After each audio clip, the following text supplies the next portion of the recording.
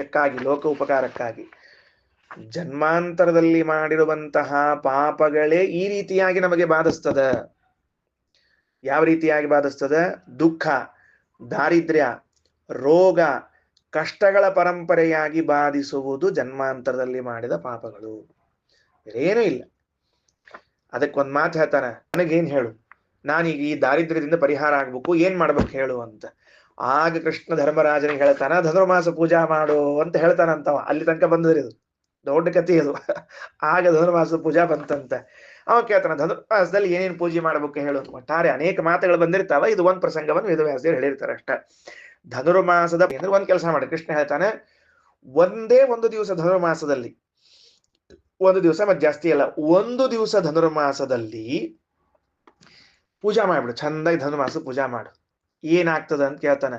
ಸೂರ್ಯ ಧನುರಾಶಿಯಲ್ಲಿರುವ ಒಂದು ದಿನ ಮುದ್ಗ ಅನ್ನ, ಹುಗ್ಗಿ ಅನ್ನ ಮಾಡಿ ನೈವೇದ್ಯ ಮಾಡಿದ್ರೆ 1000 ವರ್ಷದ ಪೂಜಾ ಫಲವನ್ನ ಒಂದೇ ದಿವಸದಲ್ಲಿ ಪಡಿತಾನಂತ. ಏನು ಅದರಿಂದ ಬಹಳ ಮಹತ್ವದ ಧನುರ್ಮಾಸದ ಪೂಜಾ ಅವಶ್ಯವಾಗಿ ಮಾಡ್ರಿ ಅಂತ ಹೇಳ್ತಾರೆ. ಇದ್ರ ಮುಂದೆ ವಿಷಯದ ಸಮಯ ಆಗಿದೆ, ಮತ್ತೆ ನಾಳೆ ಹೇಳ್ತೀನಿ. ಇನ್ನು ಧನುರ್ಮಾಸ ಕೇಳಿ ಬರ್ತದೆ, ಅದಕ್ಕೇನು ಮಹಿಮಾ ಯಾವಾಗ ಕೇಳಿಕೂ ಬರ್ತದೆ. ಈ ಧನುರ್ಮಾಸದಲ್ಲಿ ನಿತ್ಯ ಪಠಿಸಬೇಕಾದ ಒಂದು ಲಕ್ಷ್ಮೀ ಸ್ತೋತ್ರ, ನಿತ್ಯ ಹೇಳ್ಬೇಕಂತದನ್ನ. ನಾವು ಲೇಟಾಗಿ ಹೇಳಿವಿ. ಈಗ